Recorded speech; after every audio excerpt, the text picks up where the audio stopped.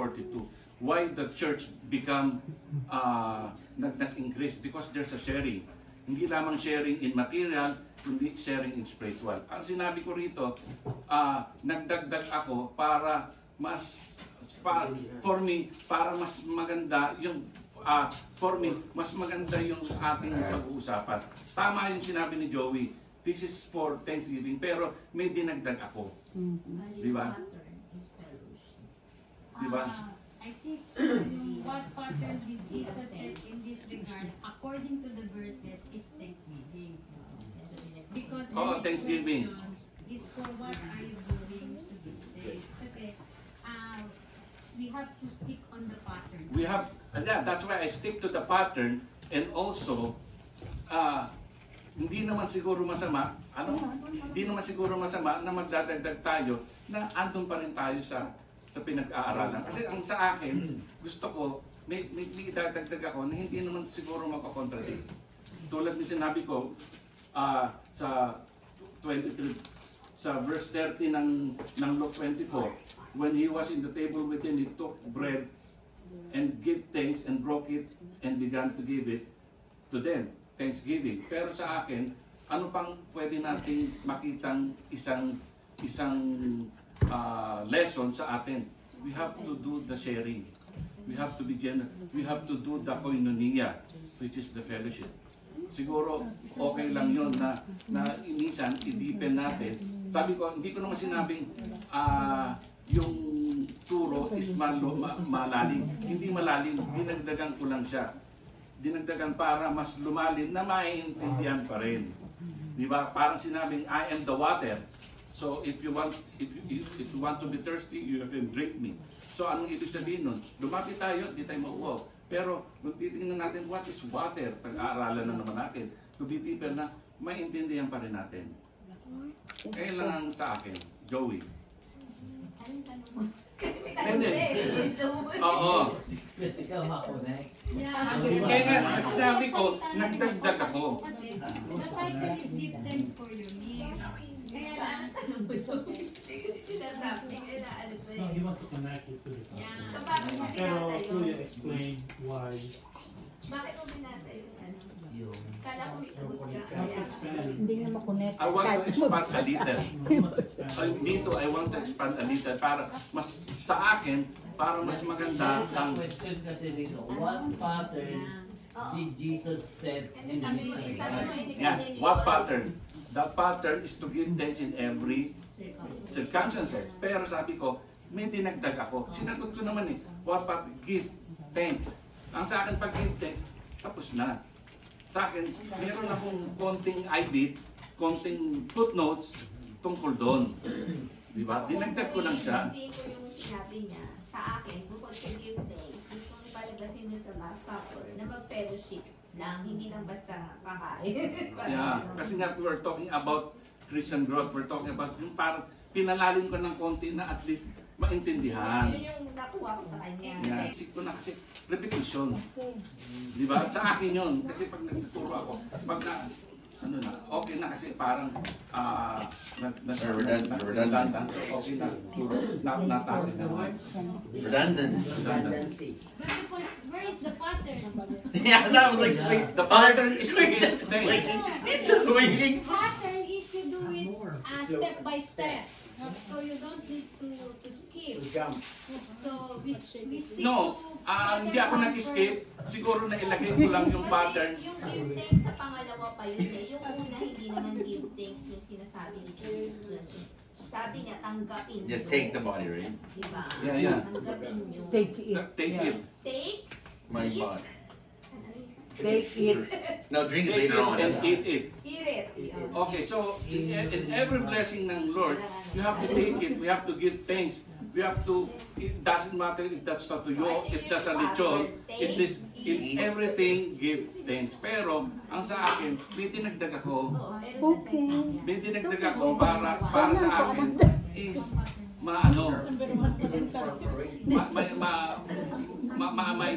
maidagdag ko. Kasi sa akin, parang ganun ako, gusto ko merong idagdag ng konti para maputo tayo ng konti. Pero it's up to you kung ano yung ano. Pero sa akin yung pattern give thanks, pero hindi dinagdag ako. Nakuha nyo? Pero kasi ganito pag sinabi kong give thanks, tapos na tayo. Halimbawa, conduct family devotion. You know what? Sabi nga sa, it says in Romans 8:28, all things work together for good to those who love God, who are called according to His purpose. So, doon ko naman nakita yung magpasalamat tayo in every situation, in every circumstances. Pero because we don't know what God's plan is to our lives. Hindi natin alam. Halimbawa, nakapunta kayo ng Japan. Bakit pala kayo napunta sa Japan? Merong magandang gagawin ng Lord. Bakit kayo napapunta rito? Bakit minsan bumagsak kayo sa exam nyo? Yung pala, kaya ka binagsak ng Lord, may magandang mangyayari sa iyo. Di ba? Bakit may aksidente nangyari sa iyo? Baka merong magandang plano sa iyo ng Lord. Bakit nabasted ka sa ganung plano? Maybe because they want to break your sungay. Kasi meron ka pa rin sungay. Di ba? Your bad habits, bad behavior, bad character. All things work together for good to those who love God according to His purpose. Ang sa akin, lahat tayo, as a Christian, the pattern is magpasalamat ka, hindi murmuring, kundi thanksgiving. Di ba? Sabi niya sa ampalaya, magpasalamat ka, kaya ampalaya ang ating ulam. Sabi nga meron joke, ang ampalaya inuulam, hindi inaasal. Di ba? Nakita ko lang si Ed Bulaga Di ba? Tama naman. Sabi ko, okay na, joke to. Pero yung joke parang totoo. Kasi di ba, bakit ka naman ampalaya? Yung pala, ibig sabihin na ampalaya is bitter. Di ba? So, nakuha niyo ako minsan sa aking pagtuturo. Ang style ng pagtuturo ko, may dinadagdag ako na may incorporate. Pero, dinagdag ko lang yun para mabigyan ko ng mas okay pa, hindi ko naman mas maganda, mas okay lang na pag-aaral. Joey, may tanong ka? Sasagutin kita. Okay, go na.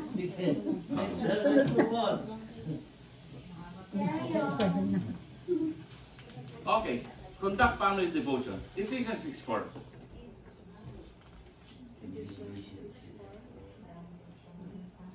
Parang dito, fathers, do not provoke your children to anger, but bring them to disciple instruction of the Lord. Ang aking explanation dito, do not provoke your children to anger, but bring them to discipline and instruction to the Lord. Tapos, dun tayo sa next verse. Whom you are responsible to teach your children. Here we go. You have to teach your children or train your children. Ngayon, ang explanation ko, ano ang inyong insight dito sa verse na to. Here we go. Kasi sa akin nakalagay dito is open discussion. Oh. Di ba? Di ba? Sabi nga, do not, fathers, again, parang sasabihin natin, bakit fathers lang? Kasi sila yung head. Wala namang sila. That's right. I'm just reading my commentary. Yep. I know, pero kasi noong Biblia, yung sinulat yung Biblia, wala pang sense ng babae. Yeah, that's right. Pero ngayon, parents, do not provoke your children.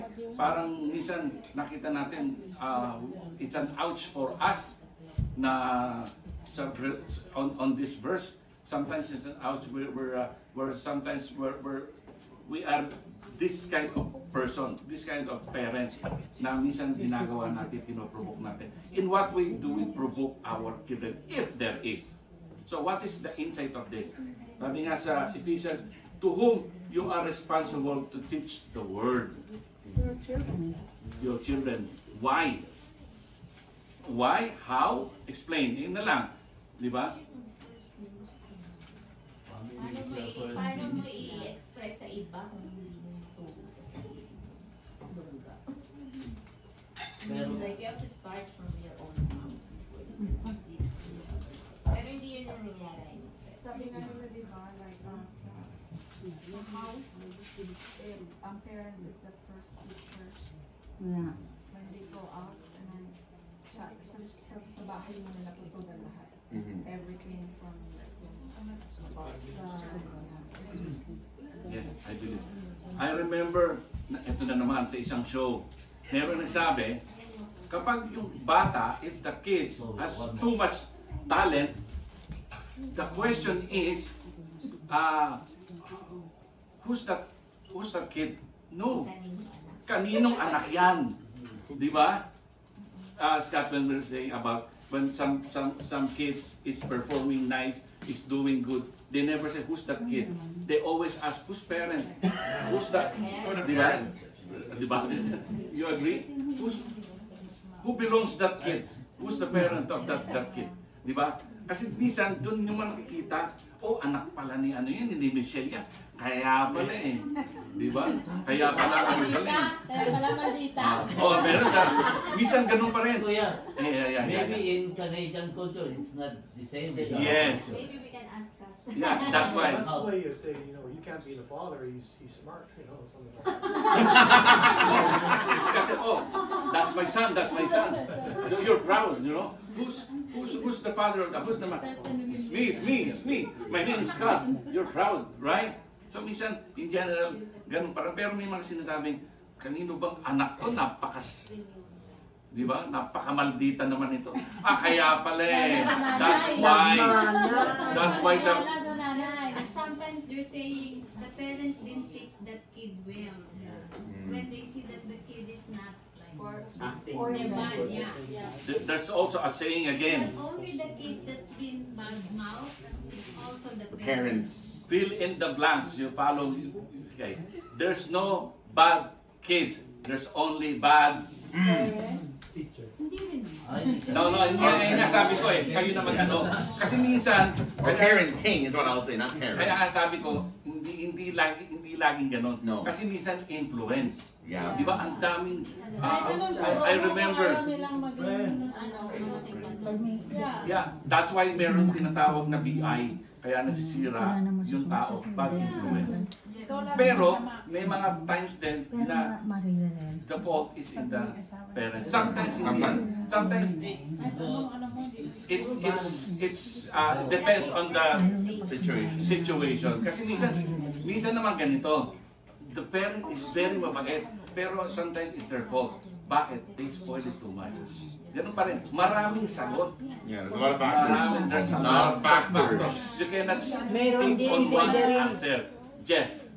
Pwede rin sa jeans. Genes, yeah. That's true though, that's right. Yeah. Parang naniniwala ko dyan. Yeah, DNA, yeah, I agree with that. Yung in Ephesians chapter 6 and verse 4, do not exasperate or irritate or annoy. Yeah, I'm reading it here. Because from there, we try to teach it on our own way. But that's what I'm trying to get from here. But instead of teaching it our own way, instruct them Yes. from training galing sa Bible, from the Bible. That's why sometimes we fail as a parent, as a friend, as siblings, because we try to do it our own way. Kaya this is my question to the old people Hey, that's okay, not me, bye. that grows in the Philippines. Etong tanong ko sa inyo. So, okay ba sa Tagalog, tama ba yung pagpapalaki sa atin nila tatangatinang sa atin? Na pinapalo tayo? Oh, see there, I like this question. Na maupo sa singit, na hindi tayo pinapakain, tapos kung hampasin tayo. That's the question. May mga ganon. Hindi ko Yeah. sinabi nila. Hindi namin na panghampas. Merong Kasi sinanay okay ko, yun kapag kawayan. nagamit siyang iba. Those Pag kawayan purpose, ginamit, no. hindi okay yun. Oo, hindi ko alam yun. Yun yung rod. The rods. Oh, yeah. The rod Stick. stuff. Diba? The You rod and the discipline staff, Your they call it child that. with a rod. Pero- or staff, not with your hand. Pero noon, hindi naman tayo nagbabasa ng Bible, hindi natin alam yun. Hindi, I mean like biblically. Biblically, yung- okay. So, ayun nga, tanong ko sa Sintaron. inyo. with Sintaron. something. Yung sinabing masama yung magulang, No, no. magpapalaki ba ng magulang niyo sa inyo, makonsider niyo tama? Kayo, personal kayo. Yeah, the ones, yeah. The ones. Hindi ko sinabing, mali. I can answer it Yeah. because I was treated like very strict. Like whenever you say something that is bad, may palo ka agad because my father is a military. so strict, even in the food, everything. And even we encountered it and we experienced it from our older sister. Oh yeah, Ninang Ate. The older sister, the way they train us, you cannot go out. You just stay at home. Especially there's a time to sleep and there's a time to play. By biblical yun po yan. Yeah, which is right, I know from the Proverbs 4, 5, and 3, train up a child in the way they should go, so that when they grow up, like what I'm 67, I still remember everything. That's why we apply it to Kevin, but it's not applicable here in Canada. Because I experienced, and it's proven to me that through that training, I grow up. Hindi ko na sinasabing perfect ako, good, pero I learn a lot. But Kevin, explain your side. Okay. No, that's the valid That's question, what he right? wants to understand now. Yeah, that's a valid point. Like I don't dismiss any of you who grew up in that thing because it works for you, right? But then there's people like us, just that as a son or as I think Zoe or kids who grew up here can relate, right? When your parents threaten you with something, you don't have a lot of trust in them, right? And then you're an only child, who do you go to? Well, you go to your friends, you go to your bad influences, right? So then it puts a lot of insecurity in trusting your parents. That's for me, right? And there's a lot of misunderstanding also, the whole diagnosis thing. That's a big factor as well. Like what you said, there's a lot of like, it can't be just applied, avenues, right? Or like, for some people, maybe their parents are into drugs, right? Or into alcoholism. We don't know, right? There's a lot of these extracurriculars. Or like Ati Beth said, it's true, genes. Genes is a very big factor too, DNA. If you have grandparents that were alcoholics many times ago, that most of the time generational curse, right? There's a lot of factors, but I'm sort of like in the balance of where, if I were to become a parent, I always think about it, if I were to become a parent, I would try my best not to discipline them with the like I like what Timro said, with the rod. But I think there has to come a point where you sort of have to do it when necessary. But obviously not in front of a lot of people, because sometimes if it's in a lot of front of people, the child feels embarrassed, they sort of, you know. How can you do that here? I'm sorry, sir. No. Because back home. They used to do it, right? We I cannot. think I need to put this in the oven. What do you think? They don't do that now. No, they wouldn't be able to. And my father, he gave me a slap. My mother would too. So, my mom, like, Kahit painit ko.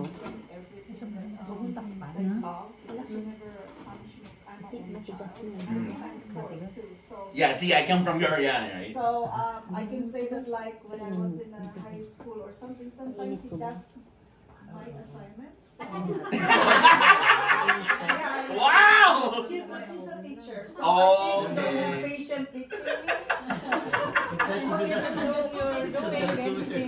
Yeah, but in her way, because my aunt is a farmer nun, so they are the very close Christian. I know Catholic. So I think there's no difference because when I become a Christian, the only thing that I learn a lot is that like when I go to the church, my first time, like remember when I went to a Catholic church, I'm scared.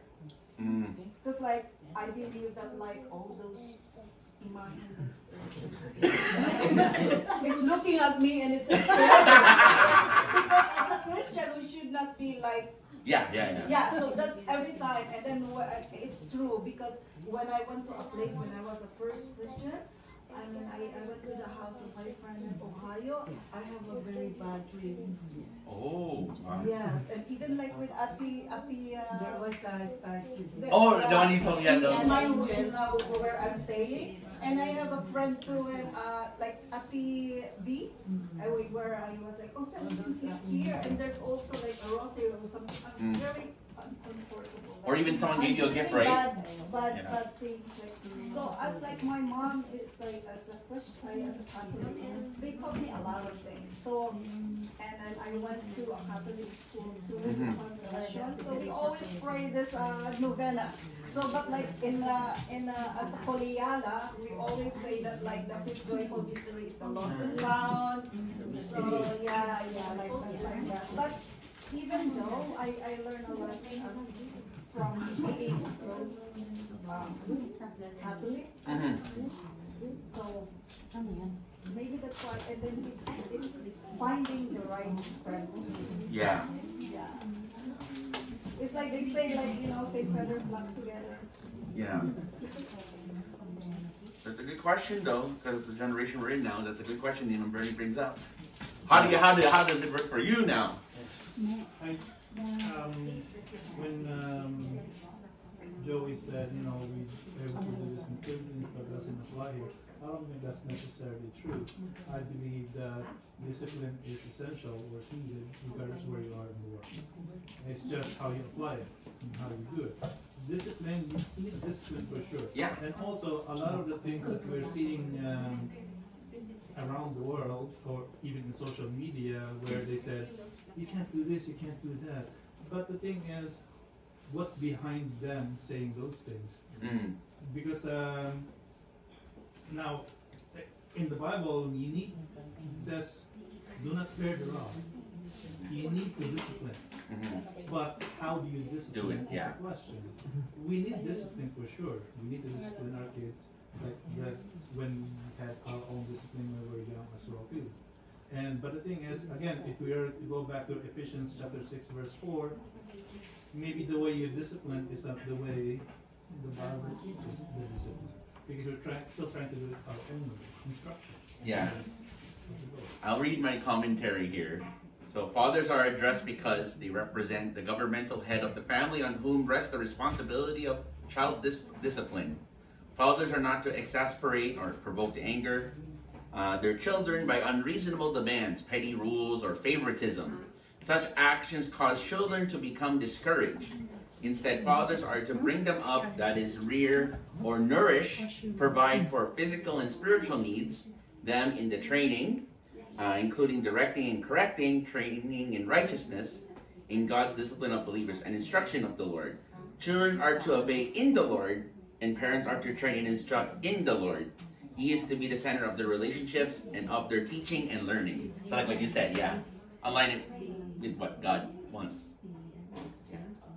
We have a friend that is really, that's why I said it's the one we are doing the Philippines. It's not, we have a friend, she has grade 1,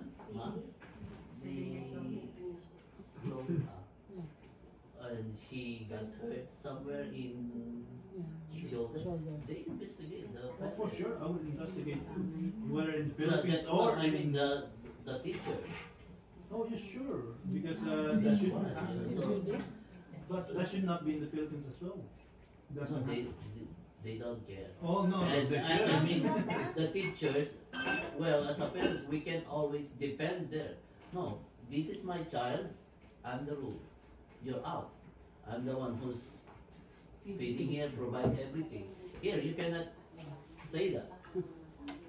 It's like the The teachers have... point that the teacher investigate you, that you will stop. No, I will not follow this child.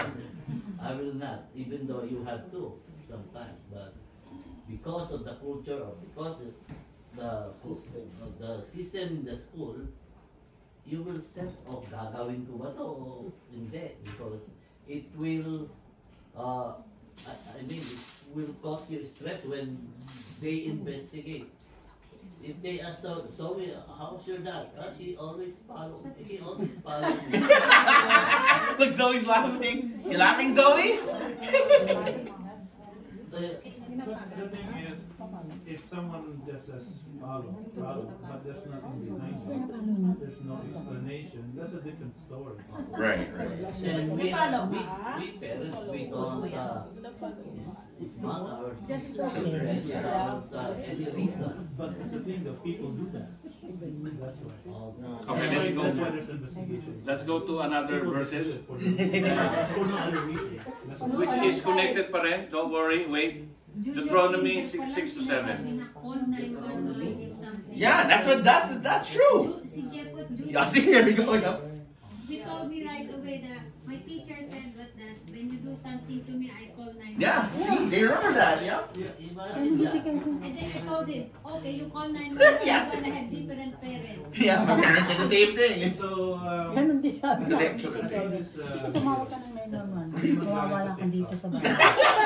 Real. Sa ibang bahay. Gusto mo? and every time there's like a seminar, like they talk to the local Kasi yun community, naman. there's always a person. Excuse me. Diba? You shall love the Lord your God with all your Okay. heart and with all your soul and with all your might. And these words that I command you today shall be on your heart. You shall teach them diligently to your children, and shall talk of them when you sit in your house, and when you walk by the way, and when you lie down, and when you rise. So these commandments I'm giving you today, yung nandun din sa Luke 10:27, if you don't remember the Deuteronomy.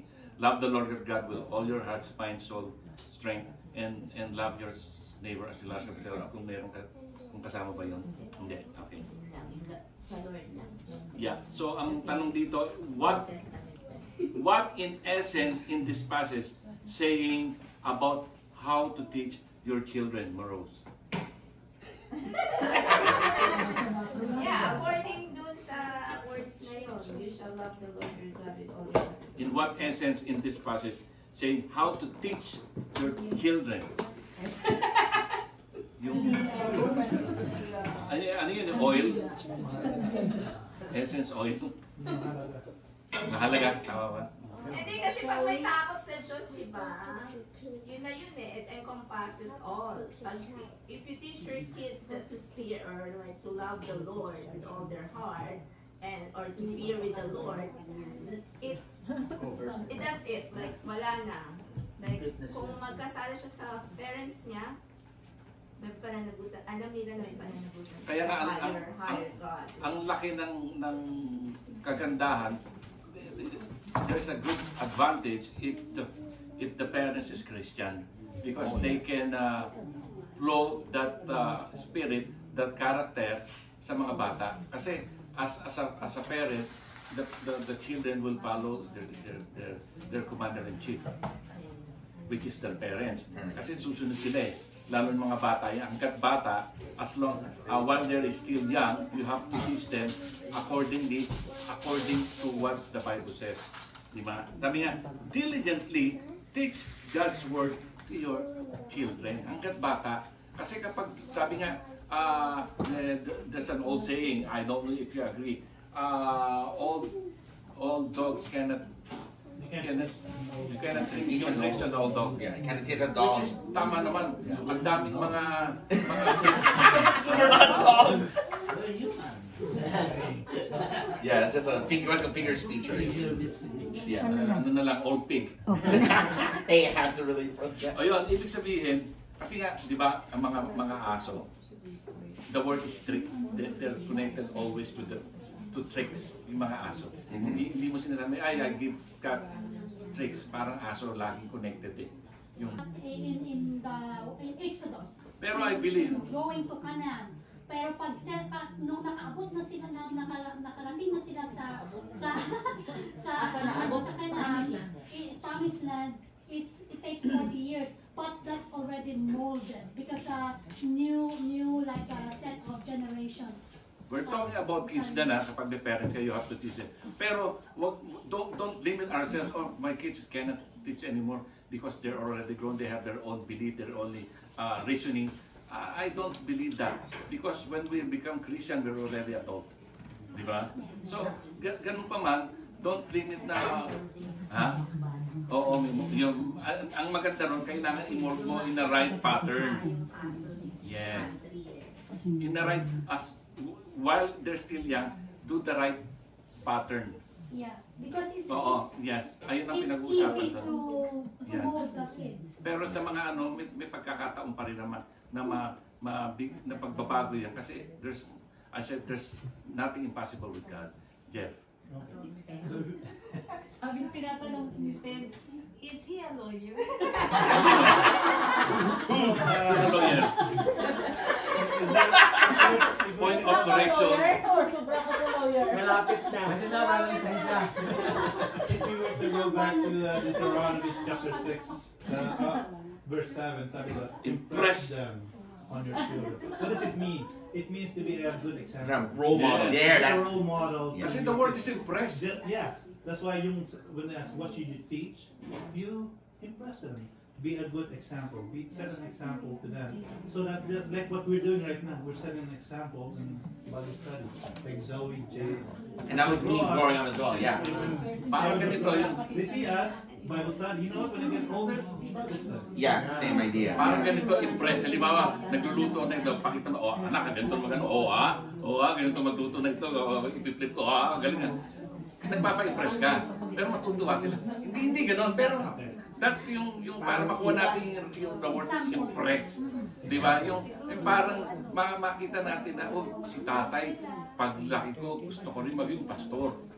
Or maging katulad ko. Yung ang sarap, di ba? I want to be with my family because you set a good example. So I think the meaning of impress is really not like, ooh, so good. Oh, no. I think it's meaning like impress, like you know, like when you do a press, you make it you make it a mold. You're impressing something on like making a mold. No, still the same. Yung impress, yung alam natin impress, yung pakitaan natin ng maganda yung ating mga anak. Impress natin na gumawa ng tama through us. Kasi sa totoo lang ang mga bata titingin talaga sa iyo eh. It's not about the words actually. It's They about will your see actions. God through you. Your actions. Sa ano? Di ba? So how about the children of the OFWs? Where Sige. one of the parent is That's a good question. Po? where one of them is out of sight of from the children. That's a good point. Ate Pe? Sige, ano sagot Ano, mo? You know, sometimes Kasi hindi ka nila makita yung Talking about example ng OFW. ano, di ba? we are put in different situations, Right. Case-to-case basis. case to case, and then maybe your example. You know what? My example here is I need to work hard so that I can give a future to my kids. That's what you're impressing to them now. And also, for me, do not limit the definition of parents. Your parents, their parents could be their lola, your lolo, your Yeah, your it can be tita, even a pastor, right? A church. Kuya, your ate.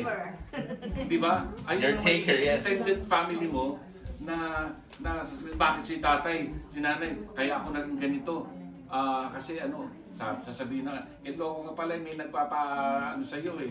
Merong nag-aalaga sa'yo, binigyan kita sa'yo, nag-aalaga sa'yo. Hindi sila nagkulang sa'yo. Kasi sa totoo lang, sometimes, they have no choice but to go abroad because For the future, yeah. pinag-usapan ito yung future eh. Hindi natin maano eh. That's why you have to make sure you know who are The ones your that- kids. The ones who are If you're working away abroad, for example, you should know who is with your kids. For example, if you know what they do, they left. Wala sila na Yeah. dito. They left. This would have been a good one, yeah. They left her. Yeah, let's go. Elise. Elise in the Philippines. Who's watching? They should know who's watching Elise. But it's not a failure on the parents that they left. No. But they left somebody to watch over. It's that balance, yeah. Who grew with your lola and lolas here? Not me. I never met my Lola. How is it?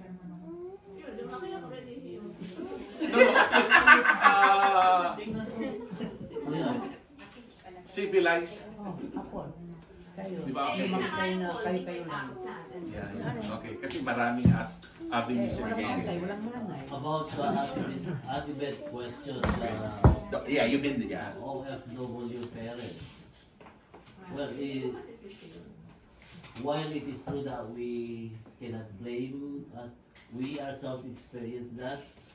And in our village, if I will tell you the percentage,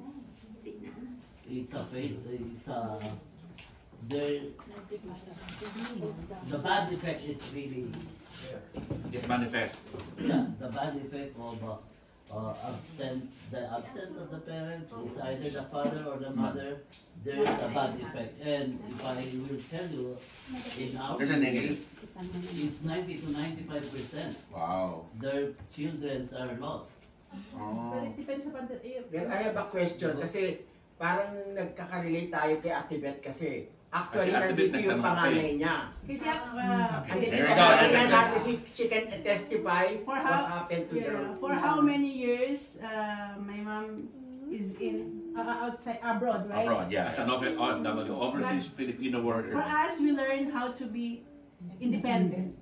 We learn how to cook. We learn how to do household chores and so on.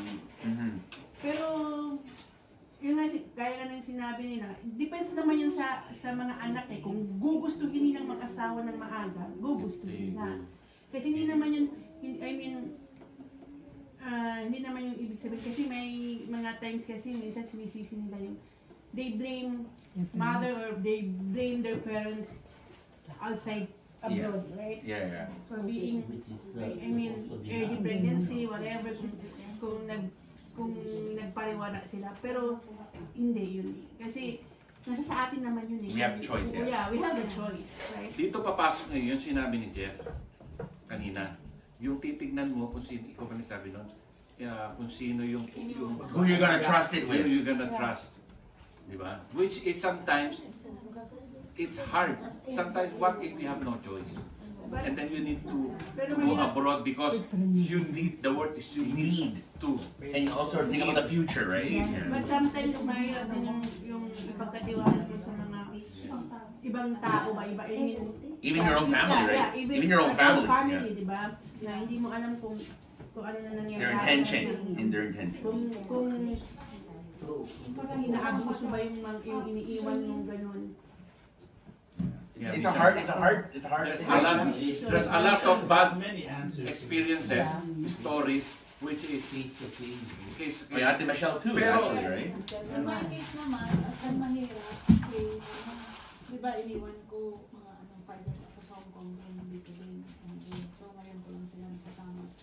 So yung explain ko sa kanila is, yung sabi ko, alis ako kasi para sa future nila. Kasi pag sa Pilipinas lang ako, hindi ko sila mapag-aaral ng kolehiyo.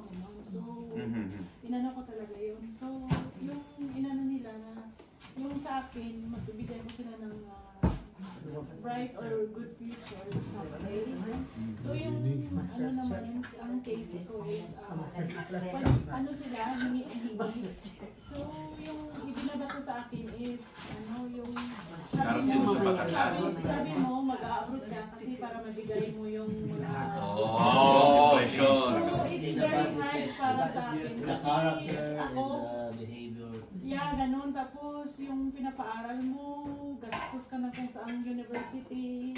Every year, nag-transfer ng ibang university. So, sabi ko, okay lang kasi parang sabi ko baka yung pag nag-move siya ng another magbago. Yeah. So ganun pa rin. So bayad lang ako ng bayad. So yung sa akin naman sige go lang ako ng go para sabi ko baka sa sunod malinawan, ma-change para lang makatapos.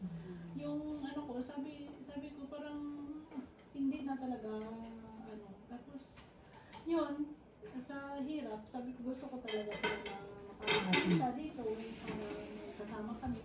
So, as struggling pa rin until now. Yun. Iba talaga ang mga Gen Z. Whatever letter we're now, I don't even know. Kasi yung environment. In the environment too, yeah.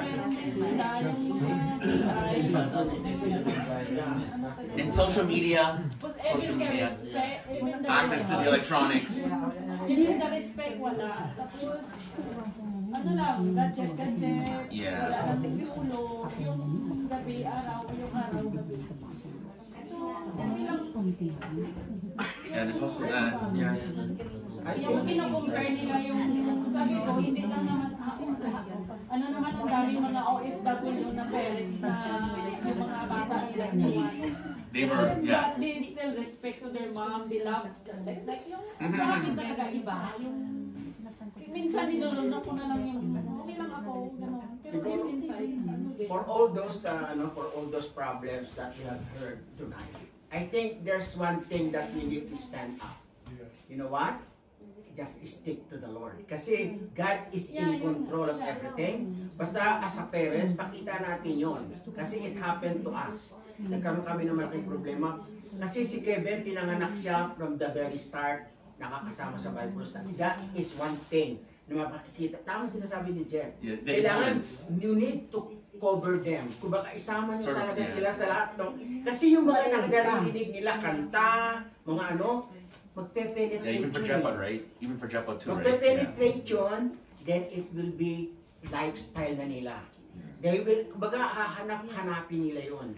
Kahit wala na tayo, sila mismo magpupusa. Kaya sabi nga sa Proverbs 3:5-6, trust in the Lord. Kasi di ba, dahil katulad yun sa iyo, di ba? Yung situation mo, basta trust in the Lord. Kasi ang pinaka-importante dun, dahil they see you where you're going. Kasi yun ang number one. Kasi pag nakita ng mga bata, kahit kung sabi mo matatanda na yan sila, they keep looking to the parents. Right? Makikita nila how the parents go. Kasi kung halimbawa, sugalera ka, what do you think that children will go? Siyempre pupunta sa casino. Pero kung nalalaman nila, kasama even with Scott, nalalaman nila kung saan siya pumupunta, ikaw, they will learn little by little that they will choose the right thing. Kasi ngayon iba ang generation eh. They are very confused. Kumbaga marami sila naririnig, ganito, ganyan. Even God's word na nga, naiiba pa eh.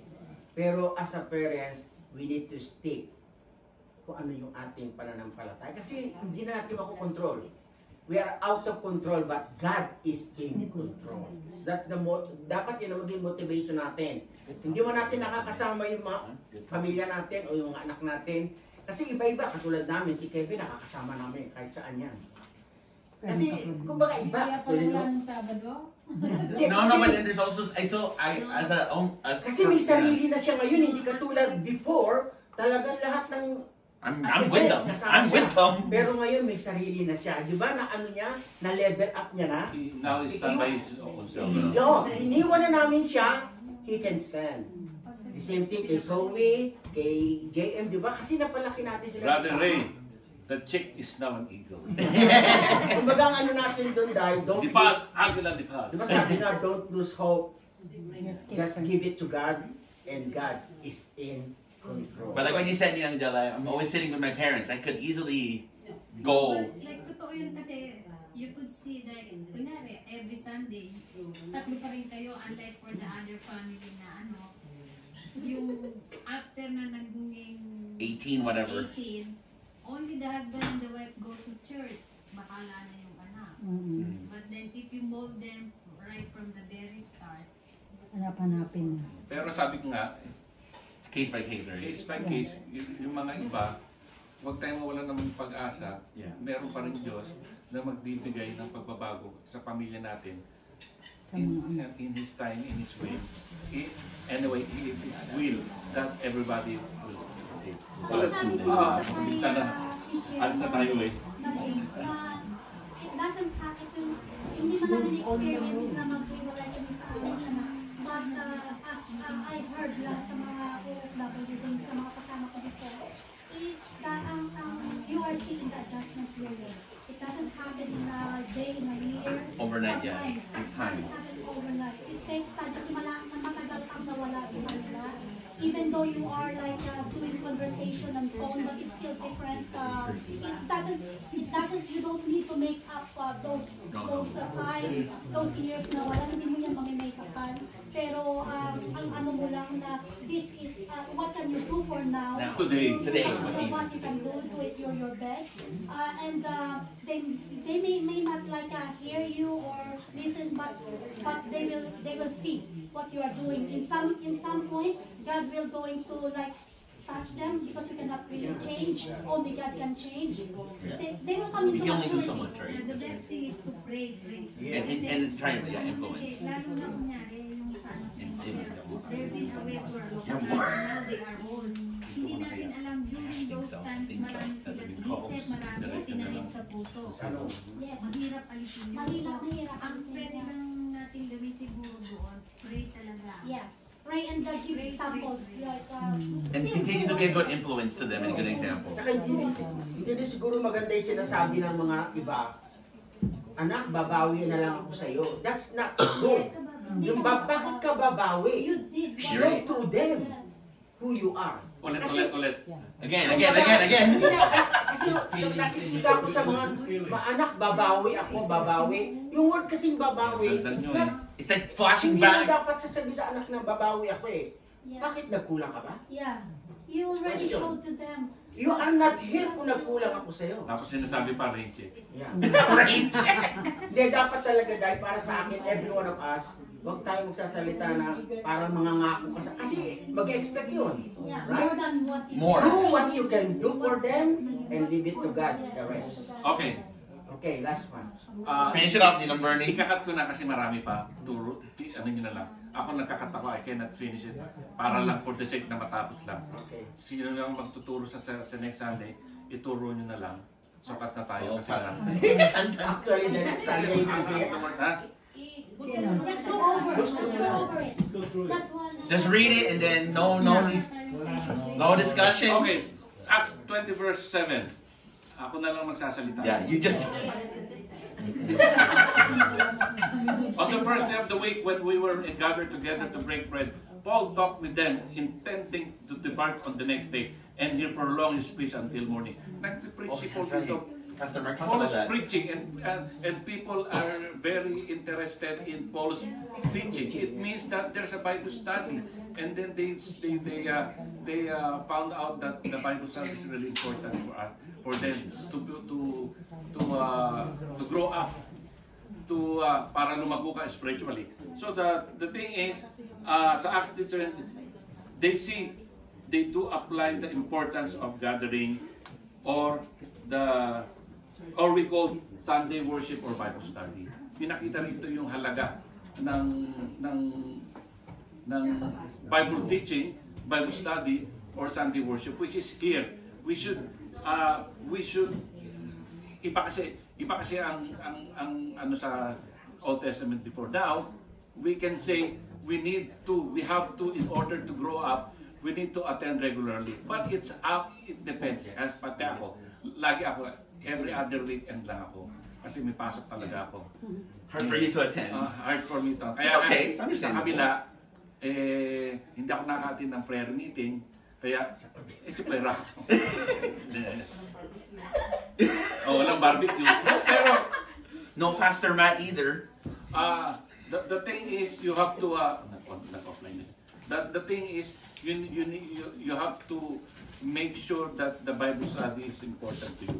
The Sunday worship is important to you as per individual. Hindi yung aattend ako kasi nandito sila. Aattend ako dahil para makita nila. No, we are not, I'm telling you again, we are not a Sunday Christian. We are not a Saturday Christian. What do you mean Saturday? You're only Christian during Bible study. You are not Christian at all if you're just one a day a week Christian. No. It's okay for you to say you're a struggling Christian. Yes. Pero ang sasabihin,